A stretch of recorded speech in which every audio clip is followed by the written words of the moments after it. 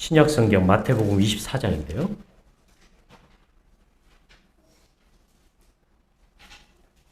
마태복음 24장 36절부터 51절까지의 말씀인데요.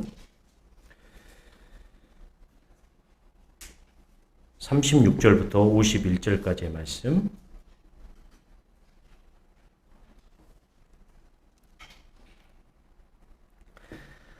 제가 가진 성경으로 신약 성경 42면에 있습니다.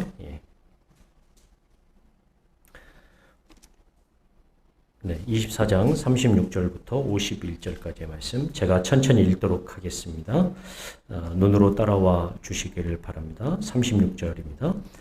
그러나 그날과 그때는 아무도 모르나니 하나님의 천사들도 하늘의 천사들도 아들도 모르고 오직 아버지만 아시느니라. 노아의 때와 같이 인자의 맘도 그러하리라. 홍수전에 노아가 방주에 들어가던 날까지 사람들이 먹고 마시고 장가들고 시집가고 있으면서 홍수가 나서 그들을 다 멸하기까지 깨닫지 못하였으니 인자의 맘도 이와 같으리라. 그때 두 사람이 밭에 있음에 한 사람은 데려가고 한 사람은 버려둠을 당할 것이요 두 여자가 맷돌질을 하고 있음에 한 사람은 데려가고 한 사람은 버려둠을 당할 것이니라. 그러므로 깨어 있으라. 어느 날에 너희 주가 임할는지 너희가 알지 못함이니라. 너희도 아는 바니 만일 집주인이 도둑이 어느 시각에 올 줄을 알았더라면 깨어있어 그 집을 뚫지 못하게 하였으리라. 이러면 너희도 준비하고 있으라. 생각하지 않은 때에 인자가 오리라. 충성되고 지혜 있는 종이 되어 주인에게 그 집 사람들을 맡아 때를 따라 양식을 나눠줄 자가 누구냐. 주인이 올 때 그 종이 이렇게 하는 것을 보면 그 종이 복이 있으리로다. 내가 진실로 너희에게 이르노니 주인이 그의 모든 소유를 그에게 맡기리라. 만일 그 악한 종이 마음에 생각하기를 주인이 더디 오리라 하여 동료들을 때리며 술 친구들과 더불어 먹고 마시게 되면 생각하지 않은 날 알지 못하는 시각에 그 종의 주인이 이르러 엄히 때리고 외식하는 자가 받는 벌에 처하리니 거기서 슬피 울며 이를 갈리라. 아멘. 예, 지금 조금 어수선했는데요. 어수선했는데 오늘 우리에게 주신 하나님 말씀을 우리가 집중해서 좀 봤으면 좋겠습니다. 오늘 말씀은 조금 힘든 말씀입니다. 좀 듣기에 좀 힘들 수도 있고 제가 전하는 저도 조금 부담스러울 수 있는 말씀입니다. 왜냐하면 종말에 관한 말씀이 우리에게 왔기 때문입니다. 마태복음 24장은 조금 특이한 장이라고 할 수 있는데 23장까지는 어떤 부분이 주로 있냐면 예수님께서 예루살렘에 입성하고 나서 바리새인들과 서기관들과 이렇게 대척하는 장면들이 많이 나옵니다. 하지만 23장 37절부터 24장은 갑자기 예루살렘의 선지자들과 그리고 예루살렘 안에 있던 그 종교인들과 싸움을 하시던 예수님께서 갑자기 예루살렘을 보면서 슬피 우시는 장면이 나오기 때문입니다. 그리고 그 예루살렘의 멸망에 대해서 이야기를 하고 그 예루살렘이 앞으로 어떻게 될 것인가를 예언하시는 장면으로 급하게 전환이 됩니다. 예수님의 슬픔은 예루살렘을 보면서 예수님께서 슬퍼하셨던 이유는 뭐냐면 자기가 사랑하는 사람들의 결말이 보였기 때문입니다. 지금 현재는 괜찮지만 앞으로 이 예루살렘에 사는 내 사랑하는 사람들의 결말이 보였다는 거죠. 예수님이 하나님이시기 때문에 미리 이 예루살렘에 사는 사람들의 결말을 보셨는데 이 사람들이 어떻게 될 것이다?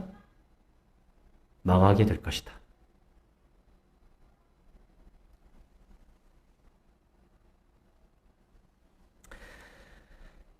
앞으로 일어날 예루살렘의 멸망은 예수님에게 아픔으로 다가오셨습니다. 하나님은 예루살렘의 멸망을 미루기 위해서 여러 선지자들을 보내셨고 이스라엘을 구하시려고 여러 일들을 하셨습니다. 하지만 그들은 하나님의 손길을 외면했습니다. 23장 37절을 보시면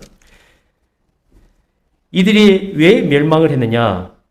마태는 이렇게 기록하고 있는 것을 우리가 보게 됩니다. 23장 37절에 보면 이렇게 기록합니다. 예루살렘아 예루살렘아 선지자들을 죽이고 네게 파송된 자들을 돌로 치는 자여 암탉이 그 새끼를 날개 아래 모음같이 내가 네 자녀를 모려한 일이 몇 번이더냐. 그러나 너희가 원하지 아니하였도다. 하나님께서 이 예루살렘을 계속 유지시키기 위해서 어떻게 합니까? 그들을 구원하시기 위해서 선지자들을 보냈죠. 많은 사람들을 보냈는데 불구하고 예루살렘이 어떻게 했다고요? 그것을 거부했다는 거죠. 하나님의 초청, 하나님의 손길을 거부했기 때문에 최종적으로 그들에게 무엇이 오실 것이다? 예루살렘이 망하게 될 것이다. 그리고 그 안에 있는 사람들이 엄청난 일을 당하게 될 것이다. 라는 말씀을 하신 겁니다. 그런데 이 예루살렘의 멸망은 단순한 멸망이 아니라 마태는 어떻게 표현하느냐면 24장으로 넘어오시면 예루살렘의 멸망은 단순한 멸망이 아니라 성전의 멸망과 같은 것이다. 라는 것을 우리에게 보여주고 있습니다.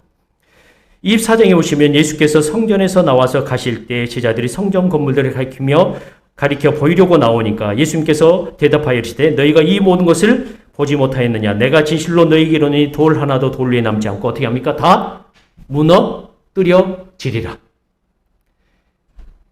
예루살렘 멸망은 성전의 멸망이면서 종교적인 멸망임을 보여주고 있습니다. 제자들은 예수님의 이런 애언을 듣고서 앞으로 세상 마지막 날이 오기 전에 어떤 일과 징조가 있을 것인지를 질문합니다. 24장은 예수님께서 제자들이 질문한 종말에 관한 것들에 대한 예수님의 대답입니다. 그리고 이어지는 25장은 말세 시대를 살아가는 사람들을 어떻게 해야 될 것인지, 어떤 삶을 살아야 할지를 말씀해 주고 계신데요. 오늘 말씀을 통해서 저는 우리 사랑하는 성도들과 예수님께서 말씀하신 말세 시대의 특징을 간단히 살펴보고 종말이 우리에게 오기 전에 우리는 어떤 삶을 살아야 할지를 조금 생각해보는 시간이 되었으면 좋겠다는 거죠.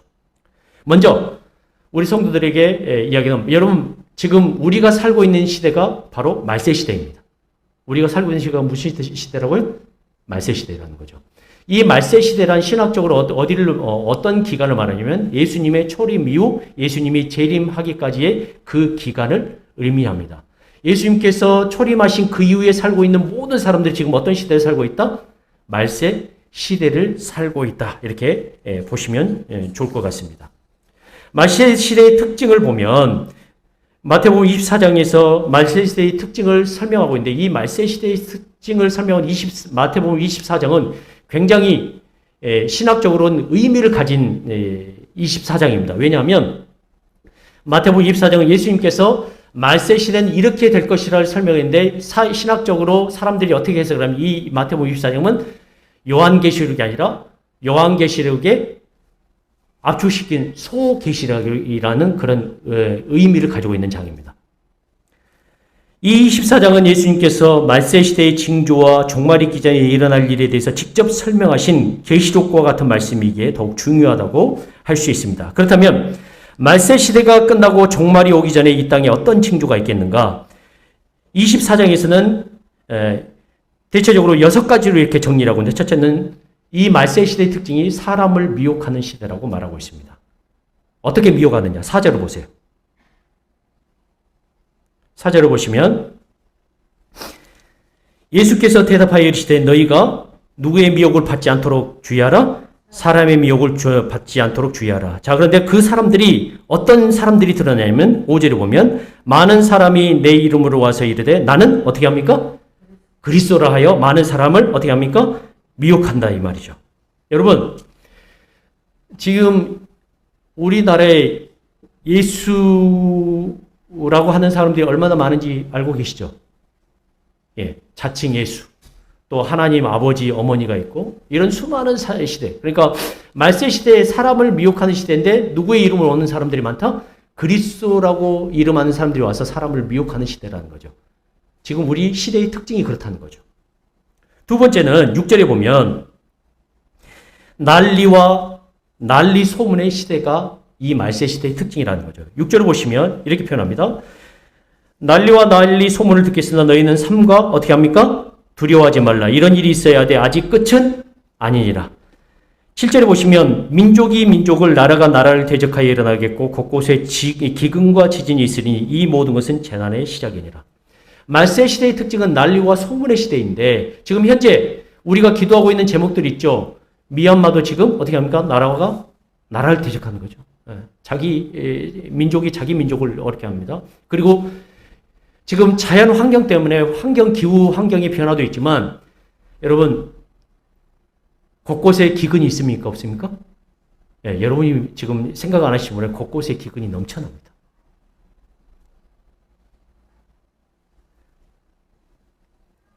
그런데 이것이 재난의 시작일 뿐이라는 거예요. 이걸로 인해서 두려워하지 말라는 거예요. 마치 이걸 가지고 세상 끝이 왔다, 종말이 왔다 이렇게 하는 사람들을 여러분들 믿지 마시기 바랍니다. 이거는 말세 시대의 특징 가운데 하나예요. 늘 있는 일이에요. 세 번째는 어떤 시대냐면 믿는 자들이 순환을 당하는 시대, 순환의 시대라는 거죠. 누가 순환을 당한다고요? 믿는 자들이 순환을. 우리나라에서 믿는 자들이 순환을 당합니까? 안 당합니까? 네. 지금 현재로서는 순환을 당한다고 볼 수는 없어요. 그런데 이 믿는 것 때문에 우리 눈에 보이지 않지만 지금 세계 각국에서 이 믿는다는 그 일들 때문에 예수 그리스도를 믿는다는 그 사실 때문에 죽는 사람이 어마어마하게 많이 있다는 것을 여러분들 기억하시길 바랍니다. 그런데 그것이 말세 시대의 특징이라는 거죠. 그리고 10절에 보면 네 번째로 믿는 자들 가운데 믿는 사람들을 배신하는 그 배신의 시대가 이 말세 시대의 특징이라는 거죠. 10절을 보세요. 그때 많은 사람이 실족하게 되어 서로 잡아주고 서로 미워하겠으며 어떤 사람들이 서로 이게 잡아주고 서로 미워하는 믿는 사람들 가운데 배신을 해서 이 믿는 것을 통해서 믿는 것들을 가지고 다른 사람에게 해서 그 믿는 사람들이 배신당하는 그런 시대가 온다. 그리고 다섯 번째. 첫 번째와는 또 다르게 미혹의 시대가 오는데 다섯 번째는 뭐냐면 거짓 선지자의 시대가 온다는 거죠. 첫 번째는 사람을 미혹하는데 누구의 이름으로 와서 미혹한다고 그랬습니까?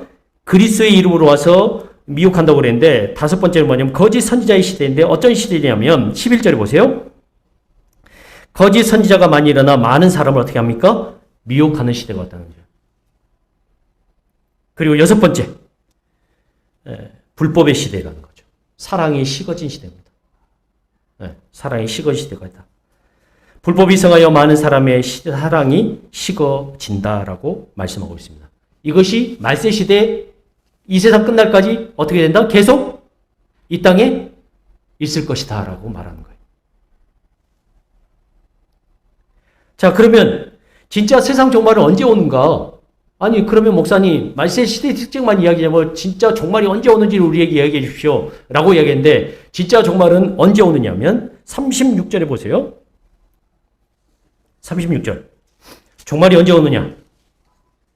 36절.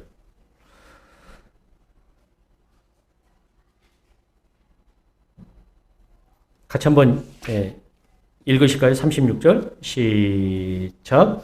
그러나 그날과 그때는 아무도 모르나니 하늘의 전사들도 아들도 모르고 오직 아버지만 아시느니라. 예. 이전에 이 날과 때를 안다고 해서 많은 사람들을 미혹하게 했던 사람들이 있었습니다. 그러나 그것은 성경에서 말하고 있는 진리가 아닙니다. 절대 그런 것에 미혹당하시면 안 됩니다. 그런데 우리한테 힌트는 주셨어요. 하나님께서 이 세상의 종말을 끝맺을 때 어떻게 하실 거냐. 이때 주님께서 재림하실 텐데 그때가 어느 때냐면 14절 보세요.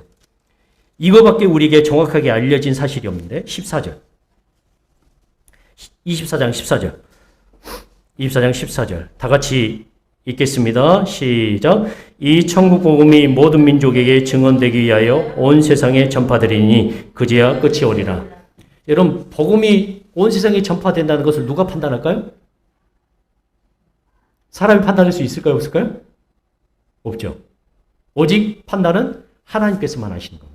그러니까 그때를 종말을 우리가 알 수 있다 없다? 없다라는 거예요. 이런 여러 가지 사실들을 이야기함에도 불구하고 유튜브나 그리고 다른 여러 신학을 했다고 하는 사람들 그리고 다른 여러 선지자 또 여러 사람들이 능력 있는 사람들이 자꾸 종말에 관해서 또 다른 것을 가지고 우리 성도들을 미혹하는 때가 너무나 많을 때가 있습니다. 그런데 그것에 대해서 성도들이 혹할 때가 많아요. 왜냐하면 사람들은 불확실한 걸 싫어하거든요. 확실한 걸 알기를 원하거든요. 그러나 여러분에게 말씀하는데 종말을 가지고 확실하게 이야기하는 사람은 전부 다 어떤 사람들이다? 거짓 선지자들이라고 보시면 돼요. 네, 절대로 그런 걸로 넘어가지 마세요. 예수님께서 이런 여러 가지 징조들과 종말이 언제 올 것인지를 우리에게 말씀하신 이유는 뭐냐면 우리에게 이 종말의 때를 어떻게 준비하고 어떻게 대비해야 될 것인가를 알려주기 위해서입니다. 야, 니들이 종말이 왔다는 것을 그리고 심판을 받는다는 것을 그것을 말하고자 하는 것이 아니라 내가 이런 종말의 특징과 말세의 특징들을 말한 이유는 뭐냐면 종말이 올 때 어떻게 해야 된다? 대비해야 된다. 그것을 준비해야 하기 때문에 내가 말해주는 거다라고 말씀하고 있는 거예요. 그러면 우리는 어떻게 해야 되는가? 종말이 오면 주님이 다시 온다고 그랬는데 주님은 온 세상 사람들이 다 볼 수 있도록 임하시는데 자 그러면 이 종말의 때를 어떻게 준비해야 되는가? 오늘 성경에서 이렇게 표현합니다. 성경은 어떻게 표현하냐면 여러분 24장 13절을 보십시오. 24장 13절에 보시면 우선 이것은 대전제 종말의 때를 어떻게 준비해야 되는 것을 우리에게 말하고 있는데 13절 다 같이 한번 읽으실까요? 시작. 그러나 끝까지 견디는 자는 구원을 얻으리라. 여러분 끝까지 견디셔야 합니다. 무엇이 올 때까지? 종말이 올 때까지. 이 자세는 종말을 맞이하는 신자들의 기본적인 전제라고 할 수 있는데 예수님이 오실 때까지 믿는 자들 어떻게 해야 되는 건다고요? 끝까지 견뎌야 되는 거예요. 이것을 끝까지 견뎌야 한다는 것을 영어로 어떻게 표현하냐면 견디다는 것을 스탠드 펌이라고 했어요. 무슨 말이냐면 견고하게 서 있어야 된다. 어떻게 서 있으냐면 견고한 자세를 유지해야 된다라고 말씀하고 주님이 오실 때까지 우리한테 예수님께서 요구하시는 것인데 견고한 자세를 우리에게 요구하셨다는 거예요. 그렇다면 어떻게 견고한 자세를 유지하면서 서 있어야 될 것인가? 오늘 성경은 두 가지로 이야기해요. 첫째는 뭐냐면 42절. 24장 42절에 보시면 24장 42절. 우리는 어떤 자세로 주님을 기다려야 되는가? 종말을 맞이해야 되는가? 24장 42절 같이 읽겠습니다. 시작. 그러므로 깨어있으라 어느 날에 너희 주가 임하는지 너희가 알지 못함이니라. 여러분 깨어 있으셔야 됩니다. 어떤 자세로? 네. 우리에게 요구하시는 그 견고한 자세는 뭐냐면 예수님께서 깨어 있으라고 말씀하시는 겁니다. 깨어 있으라는 말을 keep watch라고 영어에서는 번역했어요. 이것은 무슨 말입니까? 보는 것을 유지한다는 것이에요. 보는 것을 유지한다는 말은 무슨 말이냐면 기다림을 의미한다는 거예요. 종말을 기대하고 기다리는 사람이 되어야 된다 말씀하고 있는 겁니다. 우리가 왜 깨어 있어야 그리고 계속 보는 것을 유지해야 하냐면 어느 날에 주님이 임하실지 우리는 알지 못하기 때문입니다. 주님이 다시 오시는 것은 확실하나 언제 오실지는 비공개 사항입니다. 오직 하나님만이 아십니다. 그래서 데살로니가전서 5장 1절부터 6절에서는 이렇게 우리에게 말씀하는데 형제들아 때와 시기에 관하여는 너희에게 쓸 것이 없음은 주의 날이 밤에 도적같이 이를 줄을 너희 자신이 자세히 알미라. 너희가 평안하다 안전하다 할 그때에 잉태된 여자에게 해산의 고통이 이름과 같이 멸망이 호련히 저희에게 이르리니 결단코 피하지 못하리라. 형제들아 너희는 어두움에 있지 아니하며 그날이 도적같이 너희에게 임하지 못하리니 너희는 다 빛의 아들이요 낮의 아들이라. 우리가 밤이나 어둠에 속하지 아니하느니 그러므로 우리는 다른 이들과 같이 자지 말고 오직 깨어 근신할지라고 표현하고 있습니다. 어떻게 하라고요? 깨어서 근신해야 된다는 말입니다. 이 깨어 근신한다는 말이 깨어 있으라는 말과 똑같은 말입니다. 오늘 본문의 43절과 데살로니가전서 5장의 말씀은 동일하게 도둑의 예를 들어서 깨어있는 것의 중요성을 말하는데 깨어있는 것의 중요성은 한마디로 말하자면 무엇을 의미하면 기다림을 의미합니다.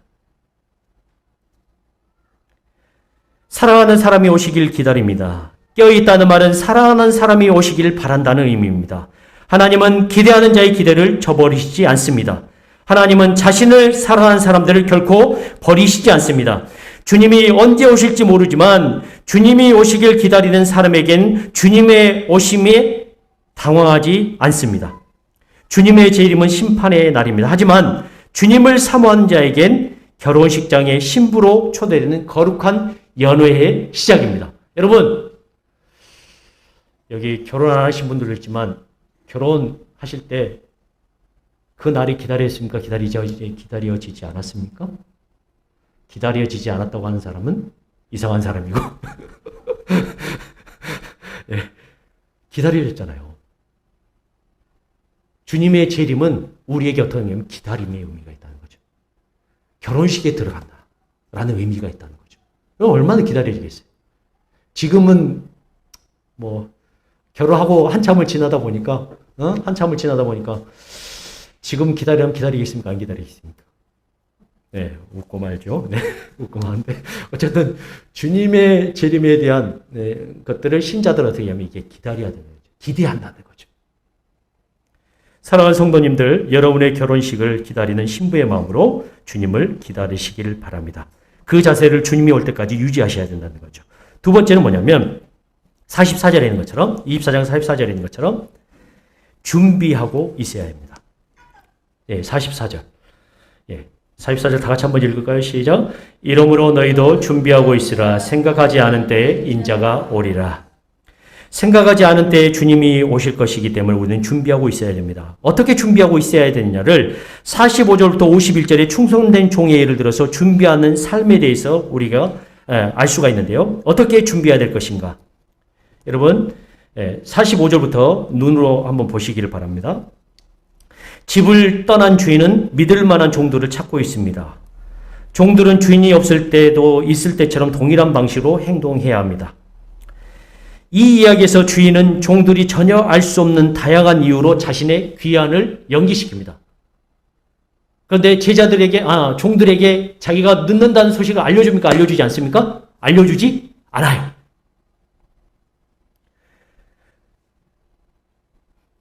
주인의 귀환이 늦어지면 종들에게 나쁜 행동을 일으킬 수가 있습니다. 주님이 온다고 그랬는데 안 온다. 언제 올지 모른다. 그러니까 우리 마음대로 해도 된다라고 생각할 수 있는 그 행동을 유발시킬 수 있다는 거죠. 종들은 아무도 책임을 지려고 하지 않습니다. 자기 자신의 일만 합니다. 주인이 맡긴 일을 하는 것이 아니라 어떻게 합니까? 동료들을 때리며 술 친구들과 함께 더불어 먹고 마십니다. 주인이 늦게 오니까 지금은 어떻게 해야 된다? 우리 자신의 일을 해야 된다. 먹고 마시고 놀자라고 이야기를 하는 거죠. 그들의 천박한 열정이 점점 자신들을 지배하게 됩니다. 그 결과 재앙이 닥쳐옵니다. 집주인이 생각하지 않는 알지 못하는 시각이 찾아옵니다. 주인은 이 천박한 종을 때리고 외식하는 자가 받는 벌을 받게 합니다. 주인이 올 때까지 이 땅에 살아가는 종들은 어떻게 살아가야 할 것인가? 어떻게 준비해야 될 것인가? 주님이 자기 자신에게 주신 일을 잘 감당해야 합니다. 이것을 다른 말로 거룩함입니다. 거룩함. 주님이 우리에게 맡기신 그 청지기적인 삶을 잘 사는 것, 그것이 거룩하다는 것이죠. 아우구스티누스가 이런 말을 했어요. 어떤 말을 했냐면 우리가 만약 주여 나를 거룩하게 하소서 그러나 지금은 아닙니다라고 말하는 경향이 있다면 우리에게 이것은 엄숙한 경고가 될 것이다. 거룩함이 없이는 아무도 주를 보지 못하리라. 하나님께서 우리에게 요구하시는 거룩함이란 하나님께서 맡기신 삶에 대해서 청기적인 삶을 사는 것입니다. 구별된 삶을 사는 것입니다. 먹고 마시면 안 된다는 이야기를 하는 것이 아닙니다. 먹고 마시고 즐기는 삶은 이 땅을 살아가는 모든 이들에게 필요합니다. 그러나 먹고 마시고 즐기면서 또 방향성을 잃어버리면 안 된다는 거죠. 이 예를 들면서 예수님께서 거론하셨던 게 어떤 거였냐면 인류를 처음으로 심판하는 것은 노아의 홍수였습니다. 그렇죠? 홍수 전에 하나님은 노아에게 몇 년의 준비 기간을 주셨냐면 120년의 기간을 주셨습니다. 방주를 만들어라. 120년 후에 어떻게 할 것이다? 이 땅이 망할 것이다. 라고 기간을 주셨어요. 그런데 이 노아가 방주를 준비하던 이 사실을 노아만 알았을까요? 어떻게 생각하세요? 다른 모든 사람들도 알았다는 거죠. 노아는 하나님의 명령에 따라 구원의 방주를 만들고 준비했습니다. 때가 차서 방주의 문으로 가족들과 이 세상 가운데 지속되어야 될 동물들이 방주에 들어가고 방주의 문이 닫히고 비가 쏟아질 때도 사람들이 먹고 마시고 장가들고 시집가고 있으면서 홍수가 나서 그들을 다 멸하기까지 깨닫지 못했다고 말씀하고 있습니다. 여러분 39절을 보세요. 39절을 보세요. 38절과 39절 같이 읽으실까요? 시작. 홍수전에 노아가 방주에 들어가던 날까지 사람들이 먹고 마시고 장가들고 시집가고 있으면서 홍수가 나서 그들을 다 멸하기까지 깨닫지 못하였으니 인자의 임함도 이와 같으리라. 주님이 언제 임하시냐? 여러분, 여러분이 일상의 삶을 살아가고 있을 때 어떻게 하신다고? 주님이 임하신다는 거예요. 그 주님의 임하심을 노아가 준비했던 것처럼 우리도 어떻게 된다? 준비해야 된다는 거예요. 자기 자신의 일을 성실하게 감당하면서 주님이 오실 것을 기대하면서 사는 사람이 되어야 한다는 거죠. 이것을 어떻게 하냐면 주님이 오실 때까지 유지해야 된다는 거예요.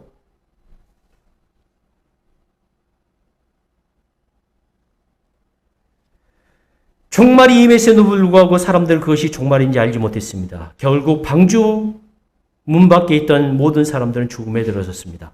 우리는 노아의 사건과 종의 이야기를 통해서 진정으로 복 있는 삶이 무엇인가를 보게 됩니다. 주님은 복 있는 종의 삶에 대해서 이렇게 말씀합니다. 45절 46절. 45절 46절. 다 같이 읽으실까요? 45절 46절 시작. 충성되고 지혜 있는 종이 되어 주인에게 그 집 사람들을 맡아 때를 따라 양식을 나눠줄 자가 누구냐. 종인이 올 때 그 종이 이렇게 하는 것을 보면 그 종이 우리가 복의 개념을 무엇인가를 얻은 개념으로 그리고 무엇인가 주어지는 개념으로 생각할 때가 많아요. 우리에겐 이미 복이 주어졌죠. 누가 주어졌습니까? 예수 그리스도가 우리에게 주어졌습니다. 그 예수 그리스도가 주어진 사람의 진짜 복은 뭐냐면 그 예수 그리스도를 복으로 받았기 때문에 우리 일상의 삶 가운데 하나님께서 맡겨주신 삶에 따라 주인이 어떻게 했습니까? 종이 어떻게 했습니까? 주인이 맡겨진 그 삶의 그 직책에 따라 다른 사람들에게 때가 되어서 먹을 것도 주고 자기가 감당해야 될 일을 순종하게 잘 감당한 것이 어떻게 합니까? 그 종에게 복이 있다라고 주인이 선언했다는 거죠. 주님께서 우리에게 요구하는 것이 이것입니다. 종말을 어떻게 준비할 것인가? 여러분 어떻게 준비하실 겁니까? 여러분에게 주어진 삶 가운데 자신만을 위해서 사는 삶뿐만 아니라 그 때를 따라서 다른 사람들에게 때로는 좋은 걸 나눠주고 다른 사람을 살리며 다른 사람을 보살피고 같이 하나님의 때를 준비하는 사람들이 되어야 한다는 거죠. 그것이 복이라고 우리에게 말씀하고 있습니다.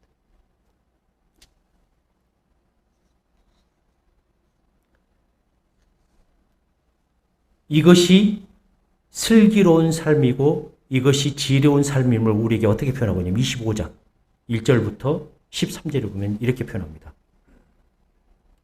이게 계속 말씀이 연결하는 거예요. 진짜 슬기로운 사람들, 지혜로운 삶은 어떤 사람들이냐? 이 생활을 유지하는 거, 이 생활을 지키는 사람들인데 25장 1절부터 13절 자, 눈으로 따라오세요. 제가 읽겠습니다. 그때의 천국은 마치 등을 들고 신랑을 맞으러 나간 열 처녀와 같다 하리니 제가 아까 얘기했죠. 주님의 재림은 우리에게 무엇과 같다? 결혼식과 같다는 거죠. 그 중에 다섯은 미련하고 다섯은 슬기 있는 자라. 미련한 자들은 등을 가지되 기름을 가지지 아니하고 슬기 있는 자들은 그릇에 기름을 담아 등과 함께 가져갔더니 신랑이 더디옴으로 다 졸며 잘세. 여러분 열 처녀가 다 어떻게 합니까? 네, 졸며 잤어요. 여러분 먹고 마시고 장가들고 다 하는 거예요. 피곤하면 어떻게 합니까? 자야죠. 똑같은 거예요. 그런데 어떻게 합니까? 미련하고 슬기 있는 차이가 뭐냐면 언제 올지 모르니까 기름을 더 준비했느냐 준비하지 않았느냐에 달렸다는 거죠. 밤중에 소리가 나되 보라 신랑이 이르다 맞으러 나오라 하며 이에 그 처녀들이 다 일어나 등을 준비할세 미련한 자들이 슬기 있는 자들에게 이르되 우리 등불이 꺼져가니 너희 기름을 좀 나눠달라 하거늘 슬기 있는 자들이 대답하여 이르되 우리와 너희가 쓰기에 다 부족할까 하노니 차라리 파는 자들에게 가서 너희 쓸 것을 사라하니. 무슨 말입니까? 종말은 누가 대신 준비해 줄 수 없는 것임을 말하고 있는 거예요. 10절에 보면 그들이 사러 간 사이에 신랑이 어떻게 합니까? 오므로 준비하였던 자들은 함께 혼인잔치에 들어가고 문은 닫힌지라. 그 후에 남은 처녀들이 와서 이르되 주여 주 우리에게 열어주소서 대답하여 이르되 진실로 너희에게 이르노니 너희가 너희를 알지 못하노라 하였느니라. 그런즉 어떻게 합니까? 깨어있으라. 너희는 그날과 그때를 알지 못하니라 말씀하고 있습니다. 여러분 이런 차이가 어디서 오는 것일까요? 신랑을 맞이하는 자세에서 오는 겁니다. 사랑이 차이를 가져옵니다. 사랑이 차이를 가져요. 신랑이 올 것에 대한 기대감을 갖고 신부들이 해야 될 일은 뭐냐면 기다림입니다. 기다림은 사랑입니다.